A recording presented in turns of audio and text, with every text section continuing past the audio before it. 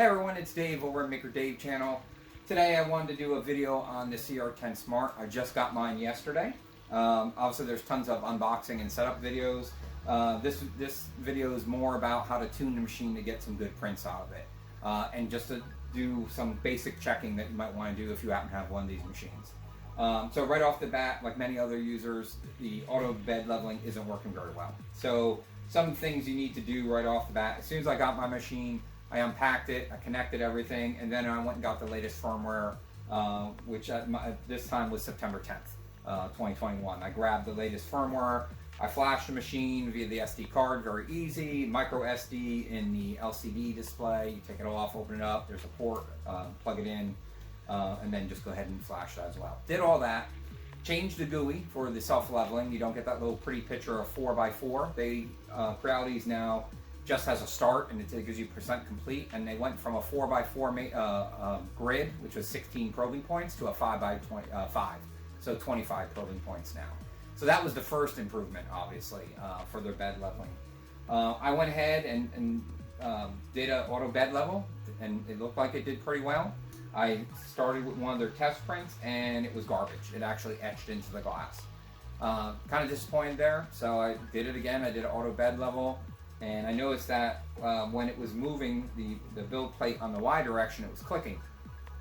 And then I looked underneath and I saw one little teeny screw hanging there. So I ended up taking off, and in this video you'll see it, I ended up taking off the actual whole bed from the actual base of the machine, actually disconnecting these guide rails for the Y axis on both sides, disconnecting the stepper motor.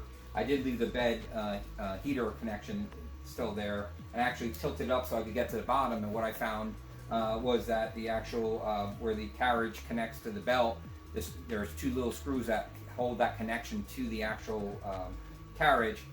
One screw had fallen out and the other one was loose. So it basically came that way from Creality. I just got it yesterday and it's not printing reliably, and when it prints you can hear this noise. You're just taking this thing off with the with the Y stepper in the back, lift it up to get underneath this bed when it's all the way forward to try and basically tighten that screw up. So I just unbolted the bed so I can actually lift it up and fix what's on the bottom. So I'm gonna go ahead and do that. Okay, so I unscrewed it so I could flip this up, and there is the problem right there. One of the screws fell out from the bed carriage attachment right there, and the other one's extremely loose, ready to fall. So I'm going to tighten that and then put everything back. So I've gone ahead and re-screwed it down because I had to take out that screw, there's two more right there and right there, and then of course you take down those two. You lift this up, you disconnect the stepper motor, and you can flip it over like I did. I made sure I screwed these down a little bit tighter as well. Then these were extremely loose. This one was almost a fall off, so I don't know how good those are or not. I'm gonna put the glass bed on, and then I noticed I think there is a height difference on the X gantry, so I'm gonna square that up as well. These are things I usually do on my printer when I tune it. I was hoping it came pretty tuned. That wasn't the case. The other thing too is this X tensioner was super loose, and this belt was super loose, so make sure you check that to make sure it's tight. So made sure everything was tight, then I went around, tightened everything on the machine, and then I did an auto level again. I had to do some Z-axis adjustment to get that first layer to stick, and I was able to print basically this flexi dinosaur right here. Quality was okay. There were some first layer issues on it, but overall, tolerance wise, it printed really well. And my big issue was the bed leveling, like everyone else has. And there's two options under the bed leveling. There's automatic bed leveling and auxiliary bed leveling. And the auxiliary bed leveling allows you to go to 5 points, one in the center, then each of the corners. And you can adjust the Z offset there. So with a piece of paper, you can adjust. The problem is, position 1 in the middle, I would adjust, and it's 0.2 offset, Z offset. And then front left, it's 0.25, and the front right, it's 3, and then the back. So basically, you can see, where it's warped a little bit, your bed, where it's out of even, or out of skew.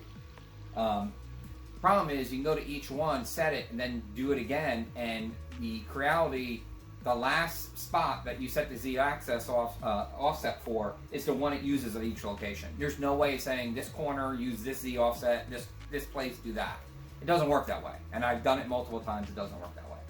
And it made me think about, well, I have a Cr-10 with an easy ABL kit, and when I do my Z offset, I do it from the middle, and then I let the automatic bed leveler create the mesh, and then it adjusts that Z offset as it goes to different points on that bed to maintain it. So that's what I ended up doing. I ended up using the Z offset from the middle, and then I ran automatic bed leveling, and then I did a print. And the print came out okay, like this, but what I noticed is it doesn't look like it's actually using the mesh it creates. So I went online, I was doing some research, and it talks about when they do a reset, a G28, the home all axis is in Marlin that it actually turns off automatic bed leveling. So just to be on the safe side, I changed the startup code to do two things. One, do a G29, which says do an automatic bed level. So in the start of this print that's going right now, I had to do an automatic bed level. Then I did an M500, say save the settings of that mesh. And then what I did is there was a, like I said, a G28 to home wall to the front left right before it prints. Right after that, I actually did a command to re-enable automatic bed leveling. And it ran and it put down it perfectly. And I'm on my second print. I did it for this little flexi dinosaur, which came out extremely good. And now I'm doing it for a big snake Rubik's type of print. So I think that's really what most people need to do that are having problems with this printer is, one, make sure everything's tight, everything's screwed down. Hopefully you won't have issues like I did with some of the screws falling out. And make sure obviously the X carriage is on the same height on both sides, which I did. I validated that it is. And then I think it's really understanding doing your Z offset with that manual adjustment. Just get what that center one is. And then leaving it on that Z offset. And then I'm hoping if you guys add the commands to the G code, and I'll put that further down, that you might get the same results I have. So far, so good. I hope that helps everybody. I'm sure there's other issues that this printer has. I'm not a fan of the Creality cloud box that's in here at all. I think it's kind of stupid. You know, I use Simplify 3D. I have to basically shuffle it over to an SD card versus Octoprint. So I'll probably open it up and change it out and just basically use Octoprint with this. But I have been trying to use Creality Cloud. I find it too clunky to do that, and you have to use their webcam. And I notice that whenever you use the cloud, it blocks out the controls on the LCD. So if you print from the cloud and you cancel it here, it doesn't really cancel the print. It stops it and you think it's canceled. But as soon as you go to print something else with an SD card, it starts picking up where the last print is. You have to stop it from the Creality Cloud. So I have lots of issues about Creality Cloud solution. So hopefully someone finds this helpful. Take care.